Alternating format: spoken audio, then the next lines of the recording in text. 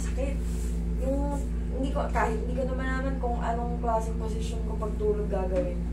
Talagang mga ilang buwan mo na siya nararamdaman? Naku, matagal na po, siguro taon na. Taon na, palagi lang siya masakit. Hindi na yung pangkaraniwang mga ano, kumbaga hindi na. Kasi ang pangkaraniwang mga stiff neck, stiff muscle dito, 3 to 4 days lang na stiff neck kayo ngayon. Pagkagising, masakit leg nyo. Pag lumipas ang 4 days, back to normal na naman yan. Pero yan, pag taon na, lagi na lang may mabigat dito, kabilaan, tapos pag ginaganon mo yung leg mo, parang tight siya, parang higpit. Kailangan yan, ma-decompress na yung cervical nyo. Good luck. Hindi naman masakit yan, kayang-kaya na.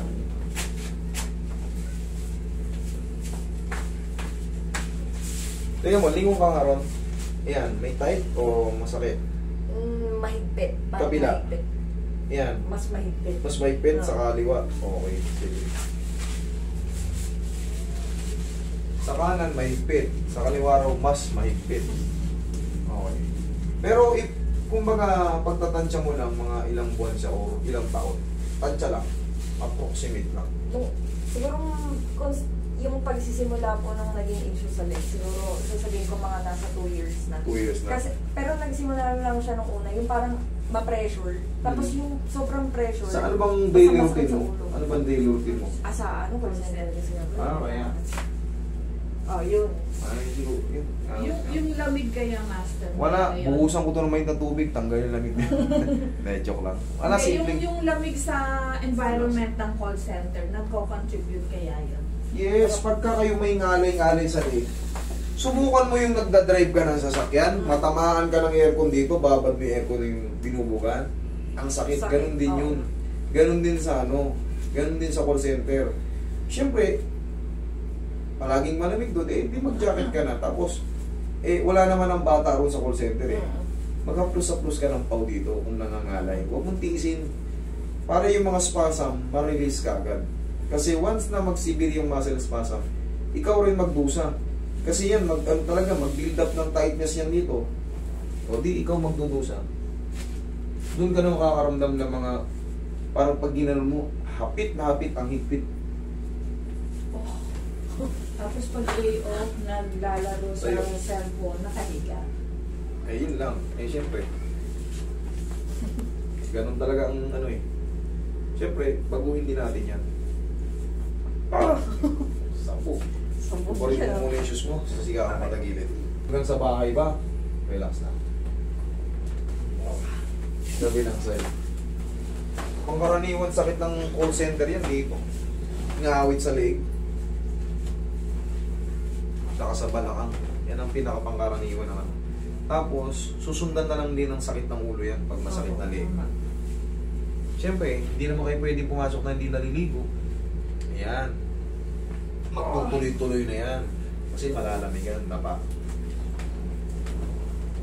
Pero ang sagot dyan, reset. Ito na ang sagot dyan. Okay, relax lang. Yung siyempre, pag call center ka, sumahod ka, gigimik tayo. Diba? Yun ang buhay natin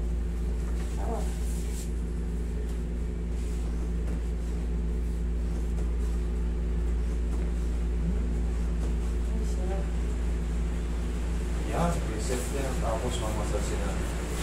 Yan na. Bumagyo na. Relax na.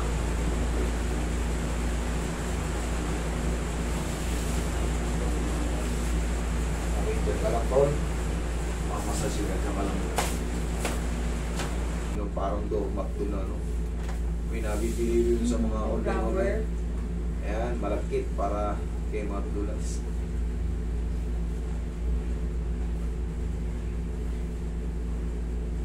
Tsaka pag konting kumirot sa balakang nyo, kunyari may kumirot na nagbuhat kayo ng mabigat, lapit nyo lang, hindi papektusan nyo agad. Huwag yung tiisin. Tandaan nyo, pag lumampas na ng mga 1 linggo, hindi na yung pangkaraniwan. Pero kung ang duration niya lang muna 4 to 5 days, nawala, di okay lang. Pero kung 1 linggo na hindi nawala, pakibisan nyo agad. Para hindi kayo mag-severe. Tama-tama. Malapit lang kami.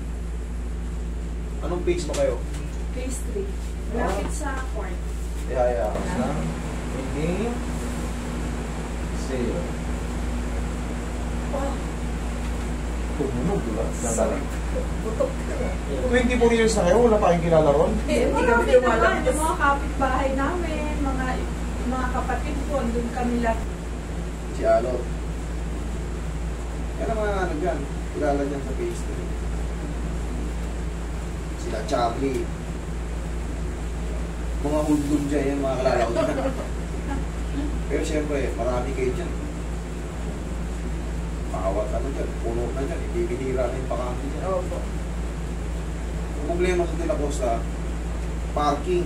Yan ang pinaka ano dyan. Pagka nagdalawa ka ng kotse dyan, mamumblema ka na. Kasi naparadaan mo na yung tapat mo eh. Pag nagdalawa kang kotse, di mo na alam ngayon kung paano pagpapatungin yung Kami sasakyan. nag-aaway dahil sa party. Yes, kasi sa main road, ang dami na nakaparada eh. Tapat ko to eh. Diba, siyempre lahat gusto may sasakyan. Saka halos lahat talaga, kahit pa paano may sasakyan na may pang-transport. Bibihira na yun.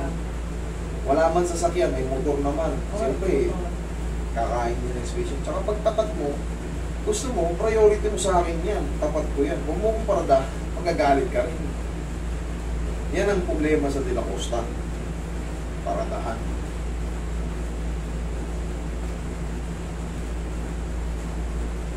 Hindi mo naman pwedeng yung bahay mo, ipa-renovate mo yung ilalim parkingan. Laking gagastos eh. Kasi nakatayo na yung mga bahay dyan. Kasi na low-cost housing daw. Oo, Kaya housing. walang garahe. Eh kaso, Siyempre dumarating ang panahon, umuulan Uma- tayo eh. uma- Totoo, totoo. Umuulan tayo, gusto natin may transportasyon na ano. Mamumuhay na maraming commute. Hindi. Nag-ano pa, naglabasan pa yung mga zero interest. oo. Ang bilis ng load. Tapos, magkano lang yung down? 5,000. Oo, yun. May kotse ka na. Kotse ka na. Dali ah.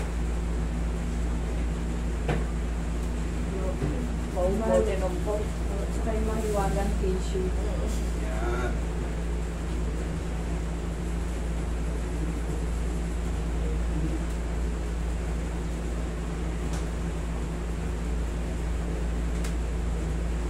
Endorser ka ba ng PAW? Yes. Yes. Kaibigan natin yan. Oo.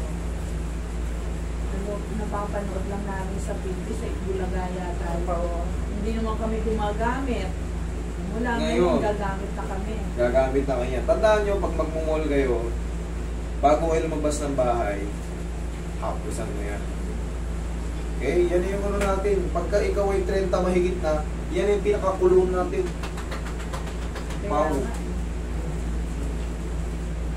Tingnan dito. Kabila.